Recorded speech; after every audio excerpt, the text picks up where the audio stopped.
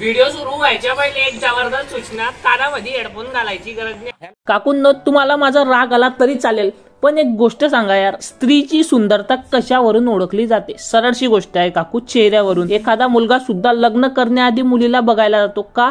त्याला तिचे विचार किती मोठे असो ना, ते बघायला तर जायचं नाही। सरळशी गोष्ट आहे, चेहरा बघायला। रंगावर दुनिया जाते। एखादी मुलीचा चेहरा जर खराब असला तर त्या बिचारीला कित्येक अंधाड्यातलेल्या समाजाला तोंड द्यावे लागते। त्या मुलींचे आई वडील जो मुलगा भेटला त्या मुलाशी डायरेक्ट लग्न लावून दिले जाते। बहुतेक वेळा सरळ सरळ, जास्त काही शिक्षण न होऊ देता। आणि हे सर्व कशामुळे होतं काकूंनो? हे तर आता तुम्हाला समजलं असेल, रंगामुळे। म्हणजे रंग किती महत्वाचा हे तर तुम्हाला समजलं। आणि या देवाने दिलेल्या नैसर्गिक रंगामुळे त्या मुलीला अपमान, चेष्टा, मस्करी खूप काही सहन करावे लागतात। डॉक्टरच्या कन्सल्टेशन शिवाय कुठलाही ब्रँड घेऊ नका। मी तुम्हाला सतत सांगत, तुम्ही येणार डायरेक्ट जाता आणि बिना काही विचारपूसचे ब्रँड घेतात। केव्हाही डॉक्टरच्या कन्सल्टेशन शिवाय घेऊ नका आणि भरोसेमंद ब्रँड वापरा। आणि एक महत्वाची गोष्ट लक्षात घ्या, जे हाऊस क्वीन काकू जे करत असतात ना, ती एक जाहिरात असते, ते पूर्णपणे काल्पनिक असते। आजकाल दररोज 2 गल्ली सोडून एक ब्लॉगर तयार होतोय आणि त्यांचा दिवस हे गाईस पासून सुरू होतो। आणि विशेष म्हणलं म्हणजे यांचं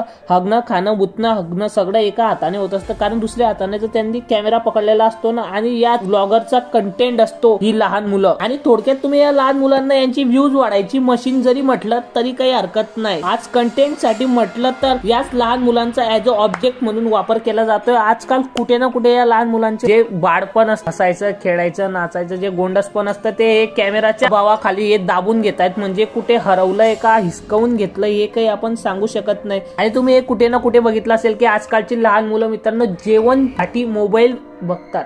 म्हणजे ते मोबाईल दिल्याशिवाय जेवण सुद्धा करत नाही। आजकाल एवढी विचित्र परिस्थिती आपल्याला प्रत्येक ठिकठिकाणी दिसते। ते असे रिसर्च फाउंडेशन सांगतायत की व्लॉग किंवा इत्यादी मोबाईलचा उपयोग केल्याने किंवा त्या गोष्टींमध्ये इन्व्हॉल्व झाल्याने त्यांच्या मानसिकतेवर खूप काही गंभीर परिणाम होऊ शकतात। आणि हे मी तुम्हाला स्क्रीनशॉटच्या माध्यमाने सुद्धा दाखवून देतो, नाहीतर उद्या उठून कोणी म्हणायला नको की सौरव नुसता हेपलू आहे।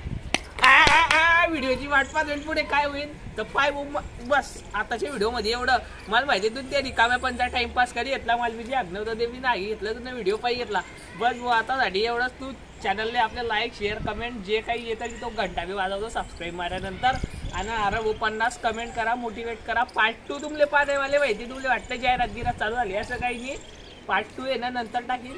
माझ्या आज्ञा आताच होईल गेला, आता मी चालला भाऊ माझ्या घरी। आणि तुम्ही आहे ना दुसऱ्याला पाठ बसा का काही करत बसा। आता भाऊ मी ना आधी घेतलं आणि सबस्क्राईब मारा भाऊ। आणि तुम्हाला माहिती तुम्ही दुसऱ्याची व्हिडिओ पाहणार आहे, तुमचा रिकामा टाईमाला तुम्ही दुसरीकडे घाला, मी माझ्या चालला, तुम्ही तुमचा रिकाम बंद करा, मी माझी रिकाम बंद करतो, चला। आणि हा या व्हिडिओमधून कोणालाच पर्सनल येत नाही, तर हा व्हिडिओ फक्त मनोरंजनसाठी आहे। माझ्या दिमागच्या बुद्धीचा फटाका खूप झालाय। बस यार पार्ट 2 लवकरच टाकून देण्याचा। पण तुम्ही यार 50 कमेंट करून मोटिवेट करा, 1000ची पावती फाडा, चला।